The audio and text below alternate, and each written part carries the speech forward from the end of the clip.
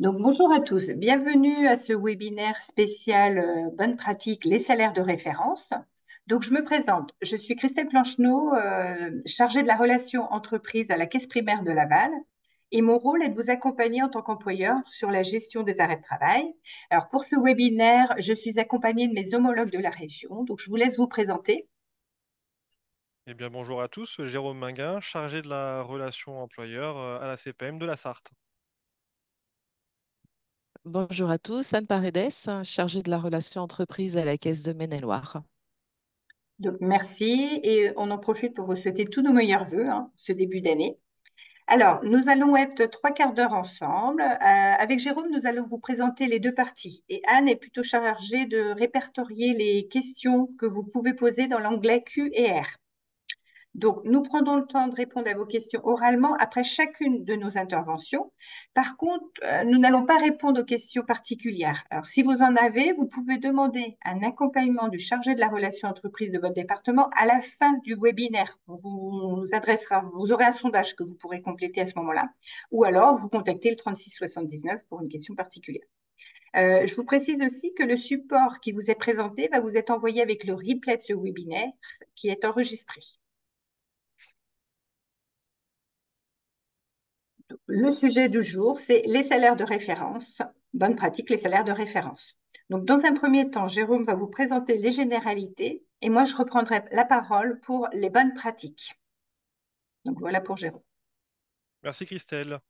Alors effectivement, nous allons commencer par une première partie sur les généralités. À la suite de ça, nous ferons une petite pause pour répondre à vos premières questions, si jamais vous en avez. Et ensuite, Christelle prendra la main sur la deuxième partie, plutôt axée législation. Donc, nous avons commencé par parler du calcul de l'indemnité journalière. Celle-ci est faite sur la base d'une période de référence qui est déterminée en fonction de la situation du salarié et sur les salaires qui sont pris en considération. Pour rappel, hein, la période de référence, elle va être déterminée en fonction de l'interruption du travail et donc du dernier jour de travail. C'est à partir de cette base qu'on va pouvoir déterminer la période de référence et les salaires pris en considération. Petite information supplémentaire, la paye du mois en cours au moment de l'arrêt n'est pas prise en compte dans la période de référence, sauf si le dernier jour de travail correspond au dernier jour du mois.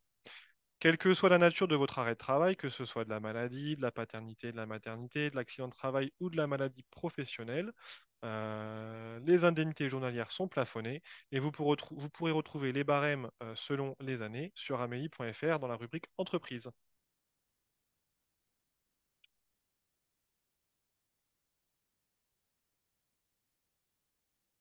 Concernant les périodes de référence dont on a parlé juste avant, en fonction du risque, elles vont être différentes, donc en fonction du risque et du type d'activité. Si votre salarié a une activité régulière, il aura une période de référence en maladie, maternité, paternité et accueil de l'enfant adoption, 3 mois de salaire, donc brut en maladie, net, donc ce que nous on appelle le net, donc c'est un brut avec un abattement de 21% en maternité, paternité, accueil de l'enfant. Et en accident de travail, maladie professionnelle, ce sera 1 mois de salaire brut avant l'interruption du travail. Dans le cadre d'une activité irrégulière ou ce qu'on appelle discontinue, je vais prendre pour exemple les intérimaires, puisque c'est l'exemple le plus commun. Vous pouvez avoir 12 mois de salaire brut échu précédant l'interruption du travail en maladie, 12 mois de salaire net échu précédant l'interruption de travail en maternité, paternité, accueil de l'enfant et adoption et 12 mois de salaire brut échu dans le cas d'un accident de travail, maladie professionnelle. On rappelle qu'il ne faut pas confondre pour vous en tant qu'employeur le net à payer indiqué sur votre bulletin de salaire et le salaire net demandé par l'assurance maladie. Le salaire net assurance maladie est un salaire brut avec un abattement de 21%. Lorsque vous avez besoin de faire une déclaration, le plus souvent, la préconisation assurance maladie, c'est, si vous le pouvez, d'utiliser un signalement en DSN. Tout simplement parce qu'en DSN, tout est beaucoup plus simple et beaucoup plus rapide. C'est en fait quasi automatique. Le système en DSN va récupérer tous vos éléments de salaire, hein, depuis votre logiciel de paye et depuis les DSN mensuels que vous déclarez une fois par mois. Vous n'aurez quasiment aucune saisie manuelle à effectuer. Sur le schéma qui vous est présenté à l'écran, vous avez, vous en tant qu'employeur, la possibilité de faire deux types de DSN. la DSN mensuelle, une fois par mois, avant le 5 ou le 15 de mois, selon la date de votre inscription lors de votre première DSN. Et ensuite, ponctuellement, lors de vos interruptions de travail de vos salariés, les signalements d'arrêt de travail. Ces deux DSN combinés vont générer une attestation de salaire qui va être adressée à l'assurance maladie et qui permettra le traitement et le paiement des indemnités journalières. Sachez que lorsque vous êtes en DSN, vous pouvez faire ce qu'on appelle un signalement annule et remplace, qui correspond plus communément à l'attestation rectificative. Ce type d'attestation annule et remplace se fait en cas d'erreur sur le type d'arrêt, sur le dernier jour de travail ou sur la période de subrogation. Si jamais vous avez un problème sur les salaires, par exemple, ce sera forcément une attestation rectificative sur Net Entreprise. Bien être vigilant sur ça. Justement, concernant la saisie Net Entreprise, on a décidé de vous faire un petit focus sur l'étape la plus importante de la saisie, l'étape numéro 5, la sous-partie 1 sur 2, donc les salaires de référence, les salaires de base. Euh, Quand vous réalisez cette attestation de salaire, vous devez compléter manuellement le montant du salaire, donc soit il est brut, soit il est réduit en fonction de votre risque. Et ensuite, pour chaque mois, vous devez indiquer le salaire. Pensez bien à valider en bout de ligne à chaque saisie, puisque si vous saisissez les trois salaires et que vous validez ensuite, seule la ligne sur le bouton valider que vous avez sélectionné sera prise en compte. Donc bien là, sur l'exemple, on saisit novembre, on valide, décembre, on valide et janvier, on valide. Après l'envoi de l'attestation, hop, si vous constatez une erreur, je reviens juste dessus, si vous constatez une erreur, vous devrez effectuer une attestation de salaire rectificative. La coche rectificative est présente à l'étape numéro 4. Soyez vigilants sur ce point également. Un petit rappel contextuel général, que ce soit pour la DSN ou pour Net Entreprise. Euh, Dès que vous avez la réception d'un arrêt de travail initial d'au moins une journée, vous devez faire une déclaration en DSN ou manuellement sur Net Entreprise. Et ce pour tous vos arrêts. J'insiste bien sur tous vos arrêts, même d'une seule journée. Beaucoup d'entreprises avaient pris l'habitude de déclarer uniquement les arrêts supérieurs à 3 jours. C'est quelque chose qu'il faut arrêter, qu'il faut éviter. Il faut bien déclarer tous les arrêts, même d'une seule journée. Pour chaque changement de risque, si on passe de la maladie à la maternité, si on passe d'une maladie à une reconnaissance en accident de travail, si on passe d'une maternité à une maladie, il faut faire une déclaration à chaque changement de risque. Et plus précisément dans le cadre du congé paternité, faire une déclaration pour chaque période de fractionnement, lorsqu'il y a un fractionnement souhaité par votre salarié. Si vous ne pratiquez pas la subrogation, vous devrez effectuer votre déclaration dans les 5 jours qui suivent la connaissance de l'arrêt de travail. Je précise bien qui suit votre connaissance de l'arrêt de travail et pas le début. Si vous êtes en congé et que vous êtes seul à gérer les déclarations pour votre entreprise et que l'arrêt de travail a débuté 7 jours plus tôt, si vous n'en avez connaissance qu'à votre retour de congé, vos 5 jours débutent à votre retour. Il faut bien être vigilant sur ça et on ne sanctionnera pas systématiquement si vous ne faites pas la déclaration dans les 5 jours qui suivent le début de l'arrêt, mais bien qui suivent la connaissance de l'arrêt. Si jamais vous pratiquez la subrogation, les consignes sont beaucoup plus légères. En DSN, vous devrez transmettre vos signalements soit au fil de l'eau, soit en même temps que votre DSN mensuel, tous les mois. Euh, Vous ferez votre DSN mensuel et l'envoi de vos signalements d'arrêt en même temps. Là, on vous laisse le choix. C'est vous qui choisissez comment vous préférez fonctionner et comment votre organisation se fait dans votre entreprise.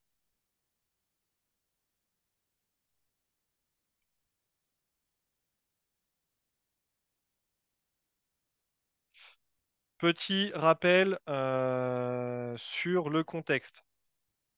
Si la CPM vous contacte et vous invite enfin, vous y invite parce qu'elle vous contacte et qu'elle a constaté une erreur, vous pouvez faire du coup une attestation annulée remplace en DSN ou une attestation de salaire rectificative sur Net Entreprise. Toujours prioriser dès que vous le pouvez un signalement annulé remplace en DSN, sauf si la personne qui vous contacte ou votre logiciel ne vous le permet pas. Toute modification apportée sur une attestation de salaire qui sera non cochée rectificative ou un signalement non indiqué comme annulé remplace ne sera plus pris en considération par l'assurance maladie. Attention, aujourd'hui, on avait l'habitude de recevoir beaucoup d'attestations qui étaient cochées rectificatives ou annulées remplace, parfois pour des raisons qui n'en étaient pas vraiment valables. Donc soyez vigilants. Aujourd'hui, il faut bien indiquer rectificative ou annuler en place, donc bien cocher cette notion dès lors qu'il y a une vraie modification à apporter sur la déclaration.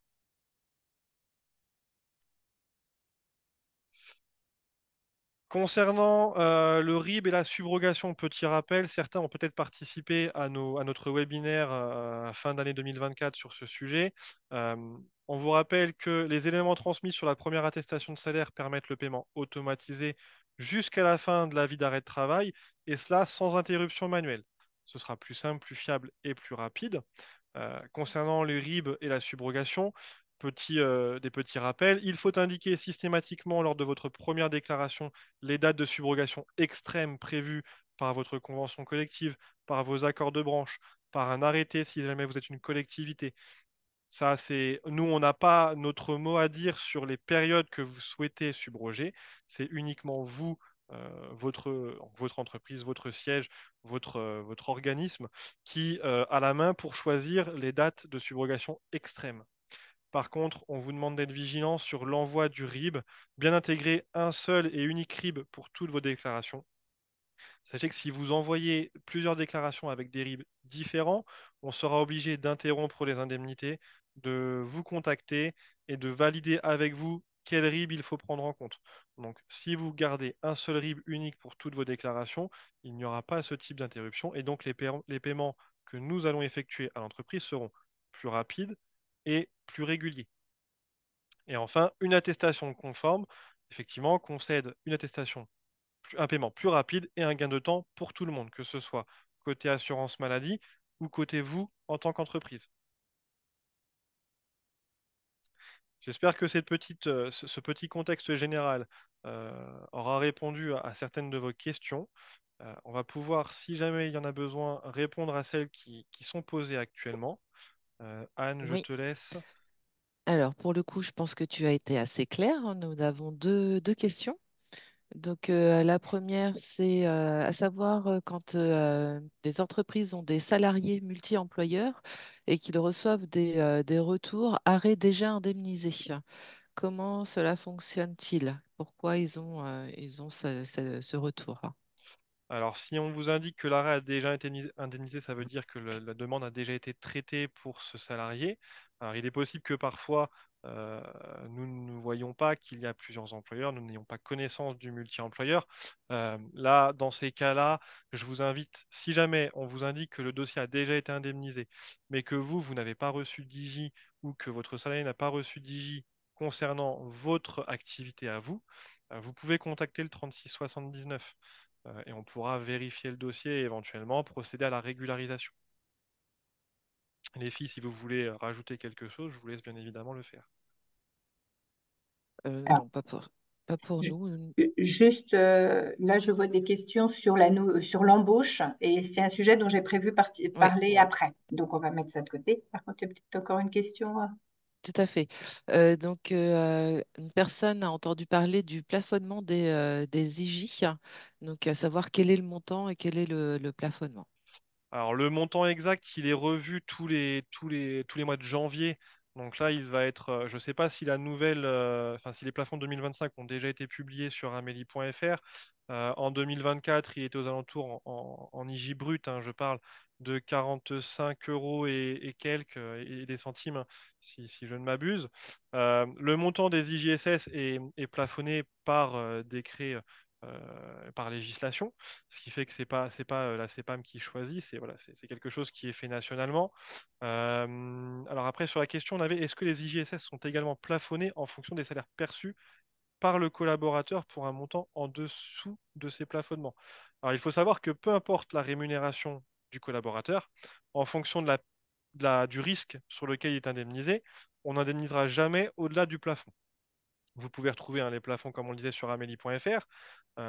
Et ces plafonds sont vraiment les plafonds maximum qu'on ne peut pas dépasser et sur lesquels nous n'avons pas la main. On ne pourra en aucun cas aller pour X ou Y personnes au-delà du plafond prévu par l'assurance maladie.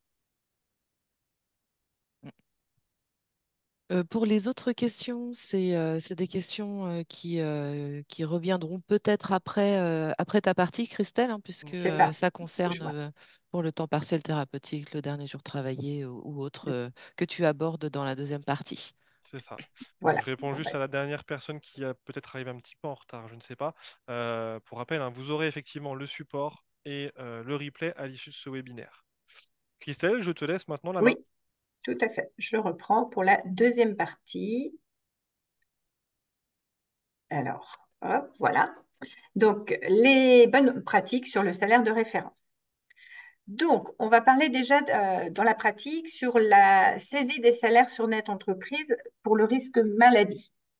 Alors, lorsque vous complétez l'attestation de salaire en ligne sur net entreprise, vous devez indiquer, pour un arrêt maladie, le salaire brut soumis à cotisation. Vous voyez sur le bulletin de salaire, là, l'exemple, il faut prendre ce salaire brut soumis à cotisation et vous cochez euh, la case brute et vous indiquez dans la partie salaire de référence le salaire qui correspond au salaire soumis à cotisation. Hein. Alors, on vous dit en DSN, tout est automatique, moyennant un bon paramétrage en amont. Hein. Là maintenant, pour la maternité, paternité, accueil de l'enfant et adoption, donc pour la complétude de ces attestations de salaire sur net entreprise, vous devez indiquer le salaire réduit, c'est-à-dire le salaire brut soumis à cotisation, comme on a vu tout à l'heure, mais déduit de 21%. Et dans ce cas, vous cochez réduit. Voilà. En accident de travail, maladie professionnelle, la référence salaire correspond au mois précédant le dernier jour de travail pour un arrêt de travail AT-MP. En DSN, on vous demande de signaler l'événement arrêt de travail en AT ou en MP. Le système DSN va ainsi générer automatiquement une attestation de salaire AT-MP et une attestation maladie pour permettre une indemnisation provisoire en maladie, or que le sinistre soit reconnu ou non. En fait, la CPAM attend une attestation de salaire AT-MP et une attestation maladie afin de ne pas payer en maladie une indemnité journalière supérieure à celle qui pourrait être payée en accident de travail en cas de régularisation, en cas de reconnaissance du sinistre et de régularisation ensuite pour éviter un addu. Donc, par contre, si vous saisissez vos attestations sur net entreprise, il faut établir 2 attestations de salaire, une maladie et une accident de travail, maladie professionnelle. Donc, là, on voit l'exemple de la saisie en ligne sur Net Entreprise en ATMP. Dans la case montant brut, vous devez indiquer le salaire brut soumis à cotisation. Et dans la part salariale, vous indiquez la part qui correspond à 21% du montant brut que vous venez de saisir. Alors, je fais un focus sur la référence salaire en ATMP. Là, c'est les éléments à retenir dans la salaire de référence. Le salaire brut soumis à cotisation, c'est le total des éléments de salaire suivants. Donc, on parle du salaire principal. Particularité, le montant des frais professionnels doit être déduit du salaire principal dans certaines situations, notamment s'agissant des salariés du bâtiment travaux publics. Donc, il y a un abattement forfaitaire de 10%. Compris aussi dans le salaire de référence, les congés payés, les indemnités et gratifications, les primes mensuelles versées au titre de la période de référence avec la paye de référence, primes d'assiduité et de productivité de naissance, par exemple, les primes exceptionnelles versées avec la paye ou hors paye, les heures supplémentaires effectuées au cours de la période de référence. Donc, pour les heures supplémentaires, il y a une particularité, c'est à condition que les heures supplémentaires aient été réellement effectuées au cours du mois de référence. Sinon, il s'agira d'un rappel sur des heures supplémentaires au cours d'un mois précédent et il conviendra de les déduire du salaire de référence.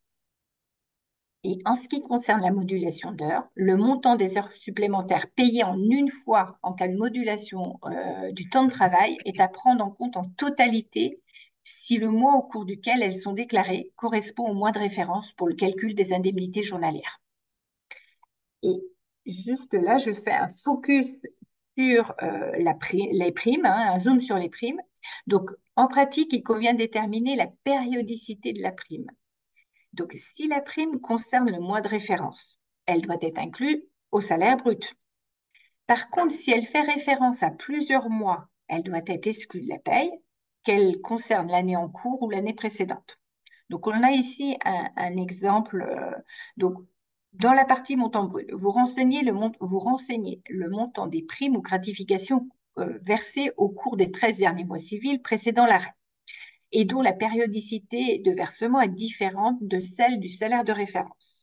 Donc, avec l'exemple, on a un exemple ici. Pour un arrêt du mois de novembre 2024, vous indiquez l'ensemble des primes versées entre novembre 2023 et octobre 2024.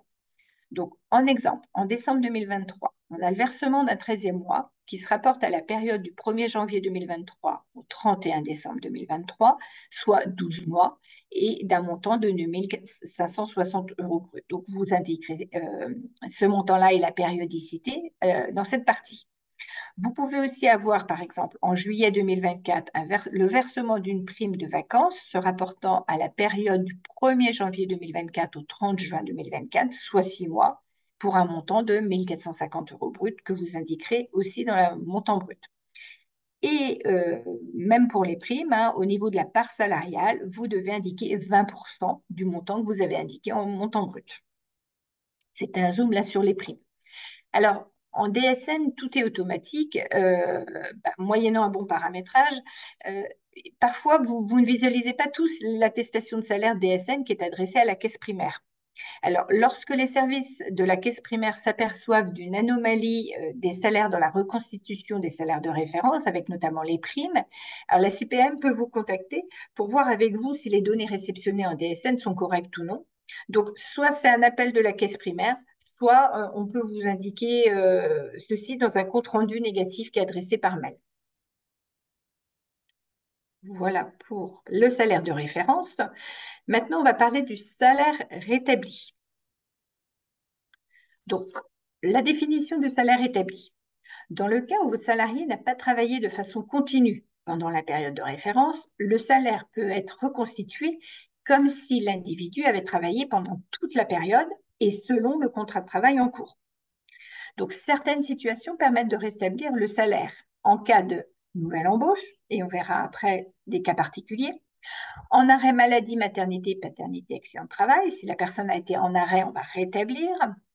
En cas de chômage partiel ou involontaire, en cas de congé non payé mais autorisé par l'employeur, congé sans solde, grève par exemple, vous pourrez rétablir le salaire. Fermeture de votre établissement à la disposition duquel reste votre salarié.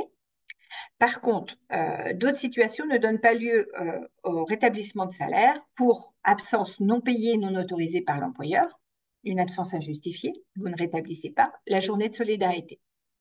Ouais. Particularité, hein, une précision, en maternité, le salaire rétabli doit être également déduit des 21%. Alors maintenant, je viens sur la particularité de la nouvelle embauche. Alors, la nouvelle embauche, alors, le salaire rétabli dans le cas de la nouvelle embauche en risque maladie. Donc, la saisie des attestations de salaire sur notre entreprise a évolué depuis janvier 2022. Alors, dans le cas d'un arrêt maladie et en cas d'embauche d'un salarié, le salaire établi s'applique uniquement sur le mois d'embauche. Si, sur la période de référence, le salarié n'était pas sous contrat avec votre entreprise, il convient de renseigner sur notre entreprise les lignes de salaire à zéro. Alors, je reprends l'exemple qui est indiqué. Alors, on vous dit bien de rétablir uniquement le mois de l'embauche. Et c'est précisé, salaire à zéro pour les mois précédant le mois d'embauche, salaire établi pour le mois de l'embauche et salaire réellement perçu pour les mois suivant l'embauche. Voilà ce qu'on vous demande de faire en maladie quand vous saisissez l'attestation de salaire sur notre entreprise. Si vous faites un signalement d'événement d'arrêt de travail en DSN, tout est automatique, les salaires établis et leur récupération se font automatiquement. Donc, contrairement au risque maladie, en cas d'embauche d'un salarié en arrêt de travail, accident de travail ou maladie professionnelle, il est demandé aux employeurs et possible de rétablir les mois précédant l'embauche. Donc, on va prendre l'exemple d'un accident de travail le 15 novembre. Et le salarié a été embauché début novembre. Donc, c'est l'embauche le mois de l'accident de travail. Et la période de référence, c'est le mois d'octobre. Donc, vous devez indiquer la perte subie. En perte subie, le salaire brut que le salarié aurait eu s'il avait travaillé le mois d'octobre. Et pour vous, et selon le contrat en cours. Ça, c'est ce que vous devez faire. Rétablir le salaire. Alors, ici, là, nous allons voir un exemple de saisie sur net entreprise. Dans le salaire brut perçu, vous indiquez 0 et vous avez un message d'avertissement qui est passant. Vous cliquez ensuite sur étape suivante. Vous passez, on est toujours sur la saisie, vous passez également la partie qui correspond aux primes, comme le 13e mois par exemple, et qui s'appelle rappel de salaire et accessoires du salaire versé avec une périodicité différente de celle du salaire. Ensuite, dans la partie interruption de travail, vous indiquez le motif nouvelle embauche et vous indiquez le salaire brut perdu. Dans notre cas, nous avions 0 en brut perçu et 1500 en brut perdu, car le salarié a été embauché le mois de l'accident de travail. Dans le cas où l'embauche, je prends notre exemple, si l'embauche avait eu lieu au cours du mois de référence, donc par exemple le 16 octobre, vous indiquez dans la partie référence salaire le montant brut réellement perçu du 16 au 31. Dans le salaire brut perdu, alors pardon, voilà, donc je reprends. Vous indiquez dans le salaire, dans la partie référence salaire, le montant brut réellement perçu du 16 au 31, et dans la partie salaire brut perdu, le montant non perçu du 1er au 15 octobre. Car votre salarié n'a commencé à travailler pour vous que le 16 octobre, on est d'accord. Donc, le système additionnera les deux montants indiqués, brut perçu et brut perdu, pour constituer le salaire rétabli. Donc, la législation a prévu de protéger votre salarié. Il est indemnisé sur le salaire qu'il aurait perçu s'il avait travaillé normalement en fonction de son contrat de travail.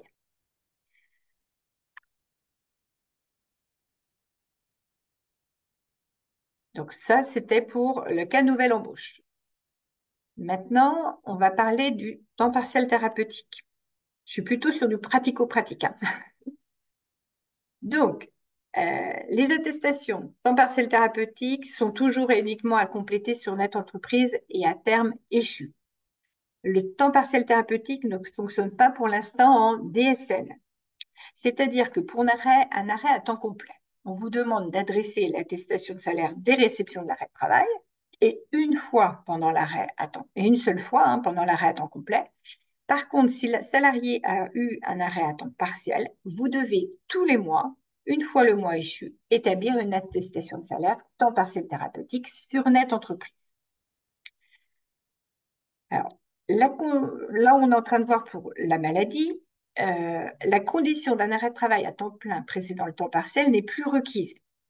Aussi, en saisie, là, lorsque vous saisissez l'attestation sur net entreprise, on vous demande de préciser la situation. Est-ce que c'est attestation de salaire pour indemnisation du temps partiel pour motif thérapeutique ou attestation de salaire pour indemnisation du temps partiel pour motif thérapeutique sans arrêt initial? Tout dépend si votre salarié était en arrêt avant ou non le temps partiel thérapeutique. Vous choisissez en fonction de ça. C'est important pour nous pour avoir les éléments nécessaires pour pouvoir payer l'indemnité journalière.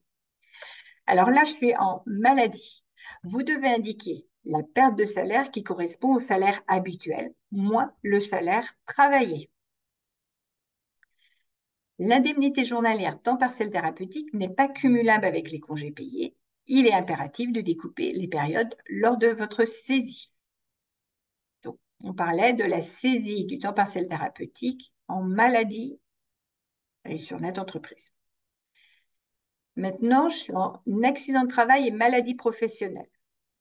Dans le montant brut de la partie salaire de base et accessoire du salaire de la période de référence, vous indiquez la période du temps partiel, puis le montant brut effectivement perçu, activité réduite, et le montant de la part salariale, 21% du salaire brut.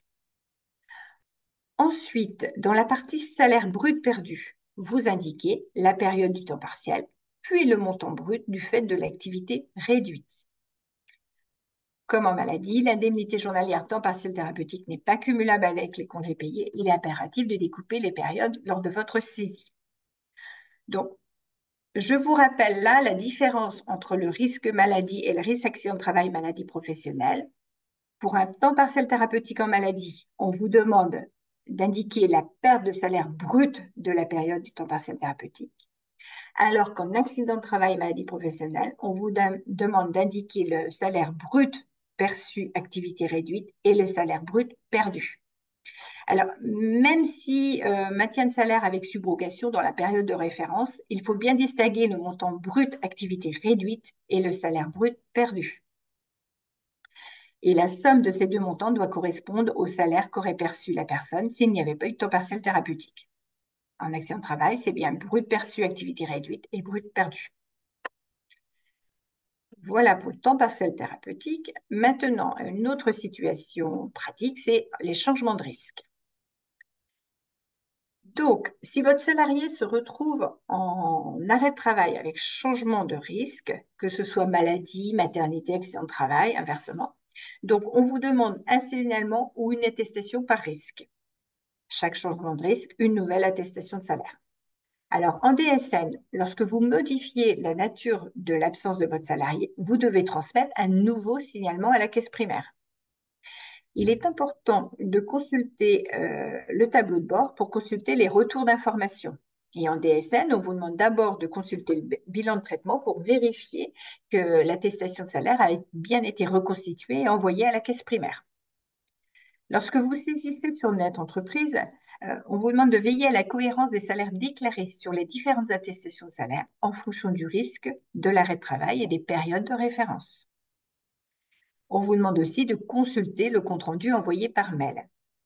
Alors, on vous demande d'être vigilant au compte-rendu adressé par mail, parce que ça peut être à l'intérieur, vous pouvez avoir un message qui sert de suivi du dossier. Donc, parfois, il y a dans ce compte-rendu une demande d'information complémentaire pour débloquer le paiement des indemnités journalières. Voilà, pour les rappels, bonnes pratiques. On va pouvoir passer à la partie questions-réponses. Et Oui, puis après, on aura on aura le sondage, savoir si vous voulez un accompagnement du chargé de la relation entreprise de votre caisse primaire. alors Christelle, Oui. on a quelques questions.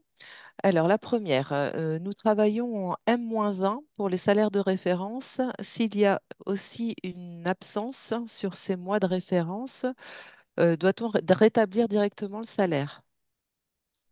Alors, on parle de décalage de paye, là, sans doute. Oui, Donc, du coup, nous, alors, que ce soit maladie ou accident de travail, on vous demande les salaires de référence, le salaire, alors, par rapport au salaire que vous déclarez, hein, je ne sais pas, je suis en novembre, salaire de référence d'octobre, quel est le salaire perçu au mois d'octobre? Et du coup, vous rétablissez le salaire. On veut le salaire qu'il aurait eu s'il avait travaillé normalement. Je ne sais pas si tu veux rajouter un complément sur. alors en fait, les questions sont un peu sur ce terme-là, hein. Par exemple, là, si un versement d'un rappel de salaire couvrant plusieurs mois, faut-il proratiser? Nous, il faut que le salaire soit sur le mois que de référence. Donc, si vous avez proratisé, oui, il faut proratiser pour avoir le salaire du mois. Mais au final, on veut aussi le salaire qu'aurait eu la personne si elle avait travaillé normalement. C'est le rétablissement. Alors, Voilà, c'est ça. Donc, si des IJ d'un arrêt précédent ont été intégrés, quel salaire brut prendre en compte pour le nouvel arrêt? alors, Donc, c'est pareil, hein. Pour le coup, il faut déduire les indemnités journalières pour avoir le salaire brut réel sur le mois perçu.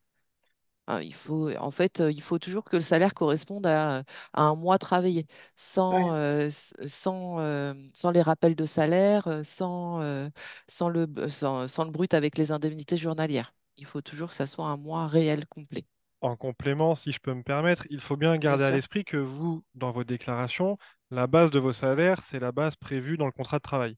C'est-à-dire Voilà. que, C'est ça. pour un exemple tout bête, hein, votre salarié est embauché avec un salaire à 2500 euros brut par mois. La base sur laquelle vous allez rétablir lorsqu'il y a des absences qui sont à rétablir, ce sera 2500 euros brut. auxquels vous pouvez ajouter, comme l'a expliqué Christelle et vient de l'expliquer Anne, selon les situations et selon le risque, d'éventuelles primes. En maladie, en maternité, en paternité, vous les ajoutez au salaire de la période, ou dans le cadre d'un ATMP, vous les ajoutez dans l'encadré prime. Mais la base doit rester la base sur laquelle le salarié a signé son contrat de travail. Voilà, un salaire mensuel réel. Donc, sans tous les rajouts. Il faut Alors, vraiment que ça reste le salaire je peux de base. Oui. rajouter, par exemple, si dans la période de référence, la personne elle a été absente ou en arrêt maladie, on va rétablir la période d'absence, mais s'il a eu une prime pendant ce même mois, il a eu une prime exceptionnelle, une prime d'assiduité, par exemple, on va la prendre, il a cotisé dessus, c'est une prime exceptionnelle qui est sur le mois, il a cotisé dessus et Mm. elle se réfère qu'au mois, on la prend et on rétablit la période d'absence maladie. Hein. Vous êtes Ouais, d'accord avec moi sur la façon Mm, mm. d'exprimer c'est le rétablissement? ça. Et justement, la question suivante va avec. Les retards sont-ils des absences à rétablir? Ah, Donc, le salarié est pénalisé du fait de son retard. L'employeur n'a pas payé cette absence retard. Donc, du coup, quand on prend, est-ce que c'est une absence justifiée ou non justifiée? C'est ça. Dans le cadre d'un retard, ah, ah, il faut savoir à quoi correspond un retard. Si c'est un retard de Voilà. quelques oui. minutes, si c'est un retard d'une demi-journée. Mm, Là, en l'occurrence, c'est pas quelque chose sur lequel nous on a la main. C'est vous qui allez appliquer mm, les règles qui sont en vigueur dans votre entreprise. Vous pouvez très bien avoir dans votre convention collective un paragraphe qui dit que les retards, dès lors qu'ils sont, je ne sais pas, supérieurs à 5 minutes par rapport à l'horaire de travail prévu, ne sont pas payés. Ce qui sous-entend que dès lors que les retards sont supérieurs à 5 minutes, c'est des absences qui sont considérées comme injustifiées et donc elles ne sont pas rétablissables. À l'inverse, si les retards ne sont pas pénalisants dans la convention ou dans la règle de votre entreprise, dans les règles, elles sont potentiellement rétablissables dès lors que vous les faites apparaître en absence justifiée. D'accord. Merci, Jérôme. Sur les attestations de mi-temps thérapeutique, on ne peut pas indiquer les accessoires de salaire perdu. Les IJ prennent en compte le 13e mois. Alors, point d'interrogation. Je ne sais pas si vous avez compris la question pour le coup. Alors, je Je n'ai pense pas que la compris question ça. demande si, en gros, dans les déclarations de temps partiel thérapeutique en ATMP, la personne indique qu'on ne peut pas Mm. indiquer les accessoires, donc c'est-à-dire qu'on ne peut pas indiquer les primes. Et elle demande du coup si l'IJ qu'elle déclare dans l'encadré salaire doit prendre en compte le 13e mois. Je pense que c'est la Mm. question que posait la personne. Si jamais ce n'est pas ça, Si, c'est pas ça, ouais. Mm. n'hésitez pas à nous la réécrire. Ouais, Sinon, Christelle, je pense que tu peux déjà répondre à celle-ci dans le doute. Bah, du coup, sur le temps partiel thérapeutique, on vous demande d'indiquer le brut. Enfin, je suis en accident de travail, hein. Le Oui, c'est ça. brut réellement perçu et le brut perdu. Mais enfin, voilà, qu'on ait ou pas, c'est vraiment, on se fie à ce qu'il a réellement perçu, ce qu'il a réellement perdu. Hein. De toute façon, normalement, dans le Et cadre d'un accident de travail, Christelle, tu te dis si je me trompe, mais l'accident, enfin, le temps partiel thérapeutique, on indemnise la perte de par l'absence liée à une prescription, mais le 13e mois, par exemple, est soumis à son activité et non pas à sa présence à temps partiel ou non.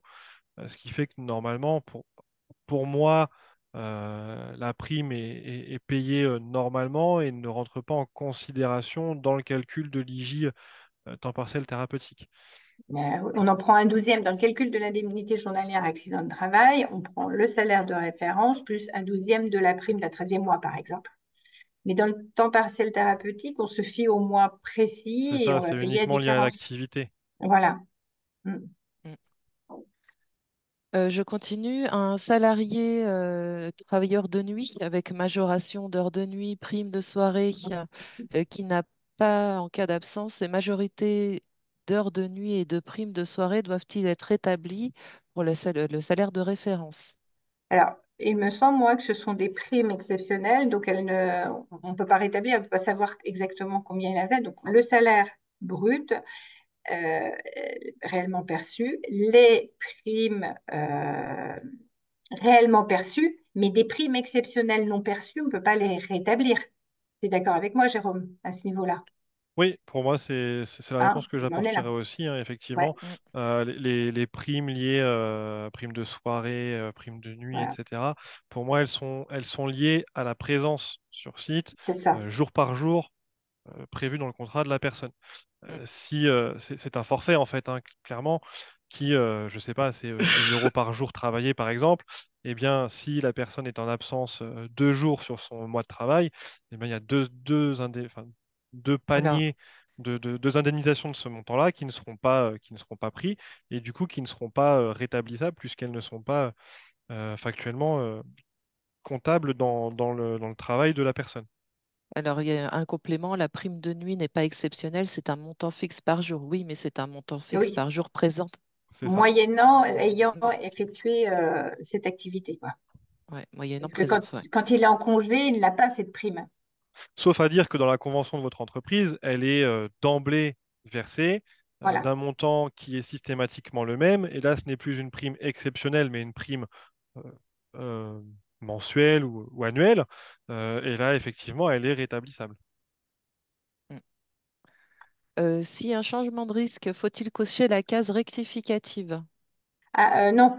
Là, vous établissez l'attestation sur notre entreprise. Vous êtes en arrêt maladie, la personne est en arrêt maladie, puis, par exemple, je passe en maternité. Non, c'est une nouvelle attestation de salaire. On change de risque. Donc, on passe de la maladie à la maternité, on change de risque, nouvelle attestation de salaire. Une rectificative, c'est quand vous, par exemple, vous allez estimer que celle que vous avez faite en maladie, vous vous êtes trompé sur le dernier jour de travail, par exemple. Donc, vous rectifiez les données qui sont dans l'attestation que vous avez effectuée initialement. Hein. Mais non, changement de risque, pas de rectificative. C'est une nouvelle attestation qu'on doit recevoir comme ça. Et en signalement d'événement d'arrêt de travail DSN, vous faites un signalement maladie. Je passe en maternité, vous faites un signalement maternité. Si toutefois vous étiez aperçu que vous aviez fait une erreur sur le dernier jour de travail, vous faites la manipulation annule et remplace en DSN. Voilà. Quand la subrogation s'arrête en AT après 91 jours, est-ce que ce salarié est indemnisé directement? Alors, que ça soit en AT ou à plus Peu de importe. 91 jours, hein, là, c'est vraiment C'est spécifique à la ça. personne. Alors, selon votre convention collective, c'est les termes qu'on utilise souvent, le salarié a le droit à, par exemple, 30 ou 90 jours de maintien de salaire. Et donc, vous demandez la subrogation pendant cette période-là. Donc, vous demandez quand vous complétez l'attestation de salaire, vous demandez la subrogation. Donc, la caisse primaire tient compte de cette période-là. Et une fois que cette période de subrogation, elle arrive au bout, là, eh bien oui, si le salarié est toujours en arrêt, l'indemnité journalière est versée au salarié. Vous me dites si Alors, vous voulez compléter, hein. non, Non, c'est très bien pour c'est moi. bien. Nous avons plusieurs CDD, salariés en CDD. Un salarié ne travaille qu'une semaine par mois. Il est en arrêt de travail au cours de cette semaine. Faut-il rétablir le salaire comme s'il avait travaillé pendant un mois complet? Alors, Donc, CDD, mais on est dans le cas de la nouvelle embauche pour moi. alors, j'ai pas cette précision, mais même si Euh, cette personne est en CDD depuis plusieurs mois, c'est toujours le contrat de travail, hein, qui nous donne ouais. le salaire de référence à noter. Alors, soit c'est un cas de nouvelle embauche et on vous disait, par exemple, en maladie, de rétablir le mois de l'embauche ou mettre les salaires réellement perçus les mois suivant l'embauche. Soit c'est son contrat où il travaille une semaine par mois et tous les mois comme ça. Donc, en fait, c'est le reflet de son contrat de travail au mois qu'on veut. Puisqu'on vous demande un mois de référence salaire, par exemple, si on travaille, ou 3 mois en maladie, mois par mois, on vous demande quel est le reflet de son activité, selon son contrat de travail. Est-ce qu'il y a encore des questions? Oui, il y a d'autres questions. Comment déclarer l'indemnité de fin de contrat?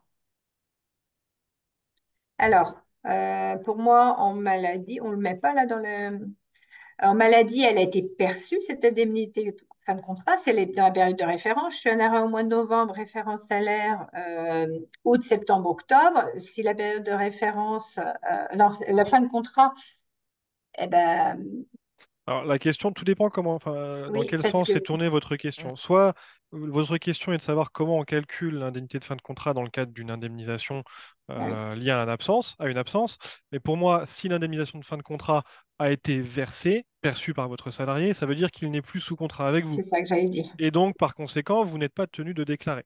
Mm. Si votre question, par contre, demande comment faire le calcul de l'indemnité de fin de contrat, là, je vous invite à vous retourner vers les services de France Travail. Ce n'est pas l'assurance maladie de vous indiquer les méthodes de calcul de cette indemnité qui ne dépend pas de l'assurance maladie.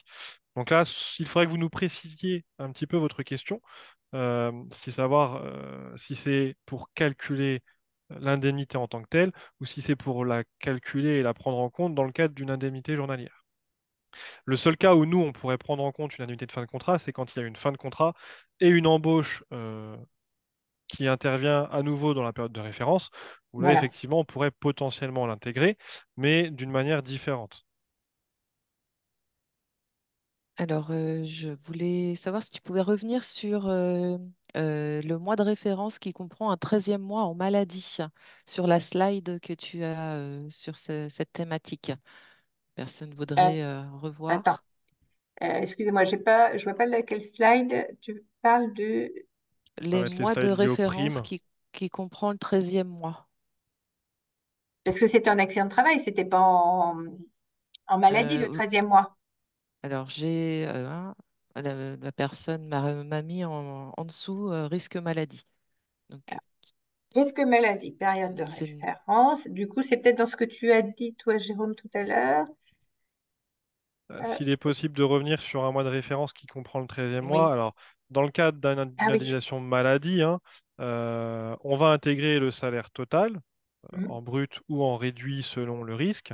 Donc là, si on part sur un risque maladie, donc on intégrera le salaire de base plus éventuellement la prime, donc le 13e mois, et on indiquera ce montant dans l'encadré 5, enfin dans l'encadré du mois qui correspond dans l'étape 5, salaire 1 sur 2.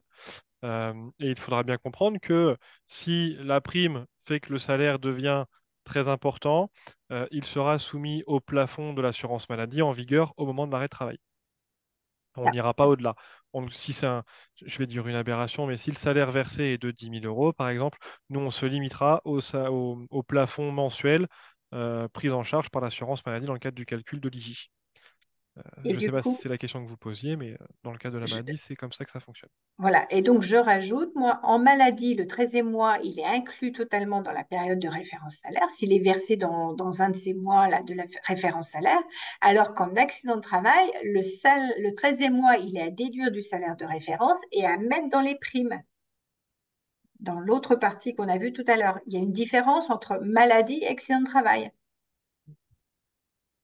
Alors, le support vous sera envoyé après, hein, vous aurez les Mm. exemples. Et puis, on pourra aussi vous accompagner.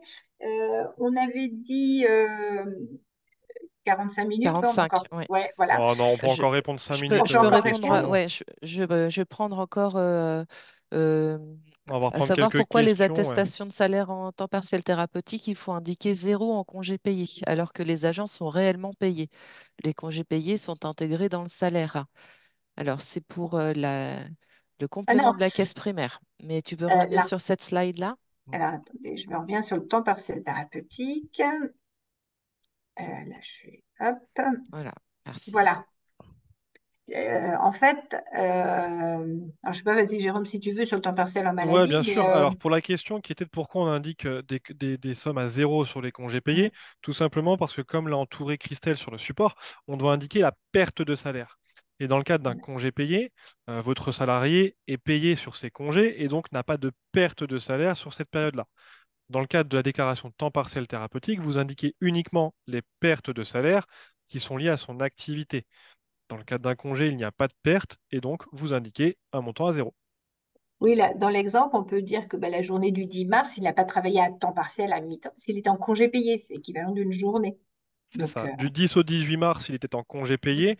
Les congés payés sont indemnisés sur la base de son contrat de travail qui, lui, est à temps plein ou du moins à situation selon son normale, contrat. sur la situation normale de son embauche et non pas sur sa situation en temps partiel thérapeutique. Et donc, il n'y a pas de perte de salaire sur cette période de congé payé, tout Euh, simplement. Très bien. Alors, Quand le salarié quitte une entreprise et qu'il y a subrogation, doit-on faire une nouvelle attestation de salaire? Alors là, oui, vous Oui. pouvez faire une rectificative en indiquant en modifiant la période de subrogation, mais bien nous aviser à l'avance, ça a le temps de s'injecter dans notre logiciel, hein, qu'on ait bien le temps de prendre ça en compte, mais c'est une raison, par exemple, d'une attestation de salaire rectificative parce que vous modifiez la période de subrogation. Bien. Je vois un exemple là. Pour la part salariale, nous prenons ce qui est calculé sur le bulletin. Ce n'est donc pas la bonne pratique. SVP, nous devons forcément calculer 21% du salaire brut. Bah, oui, oui, en accident de travail, c'est bien 21% et pas la part salariale sur le bulletin de salaire. Mhm. Je suis tombée sur celle-ci, je me suis permise. Est-ce que tu Euh, n'en as pas d'autres? alors, alors, pour les chauffeurs routiers qui perçoivent les heures de nuit en décalé ou le paiement de repos compensatoire payé, au trimestre, par exemple, nous devons donc déduire tout le brut, du brut. Tu veux répondre, Jérôme? Là, Alors, C'est pour les chauffeurs routiers. Alors, c'est un peu le même principe que sur ce qu'on a évoqué tout à l'heure. Il faut voir si ces primes, enfin, ces repos compensateurs payés au trimestre, etc., sont liés à l'activité, au nombre de jours travaillés, au nombre d'heures travaillées. Je ne connais pas exactement la législation des chauffeurs routiers. Si elles sont intégrées en fonction de l'activité, ou si elles sont intégrées de base au forfait sur un montant qui est défini à l'avance dans le cadre du contrat de travail. Et auquel cas, la prise en charge ou non, et donc l'intégration ou non, sera différente dans le cadre de ce versement. Là, pour le coup, alors c'est Madame Bigan, hein, je vous invite, juste après cette partie questions-réponses, vous allez avoir une petite, on peut même le lancer maintenant. On a oui. un petit sondage qu'on va vous proposer dès à présent, sur lequel, si vous souhaitez un accompagnement, vous pouvez vous y inscrire dès à présent. Donc vous répondez par oui si vous souhaitez un accompagnement individualisé, et auquel cas, le chargé de la relation entreprise reprendra contact avec vous. Si vous n'en estimez pas le besoin, vous répondez non, et tout simplement, vous aurez les informations qui ont été fournies aujourd'hui et la possibilité, en cas d'interrogation, de contacter au besoin le 36 79, donc la plateforme téléphonique employeur, ou le chargé de la relation entreprise de votre département, si vous avez les coordonnées. Sachez que si vous êtes hors de la région Pays de la Loire, hein, puisque ce webinaire était présenté par les caisses primaires de la région des Pays de la Loire, on fera en sorte de vous recontacter ou de vous mettre en contact avec le chargé de la relation entreprise de votre département. Et tout comme là, pendant le webinaire, vous avez posé des questions, si on n'a pas eu le temps d'y répondre à votre question, on pourra reprendre contact avec vous aussi. Exactement. Donc, est-ce que tout le monde a complété? Souhaitez-vous un accompagnement Ben, individualisé de on la est à part de votre chargé? 55 réponses sur 88 participants. On va encore laisser un petit peu le sondage ouvert. De toute façon, on peut finir de répondre, hein, aux questions qui sont Voilà, posées le temps que les gens répondent au sondage.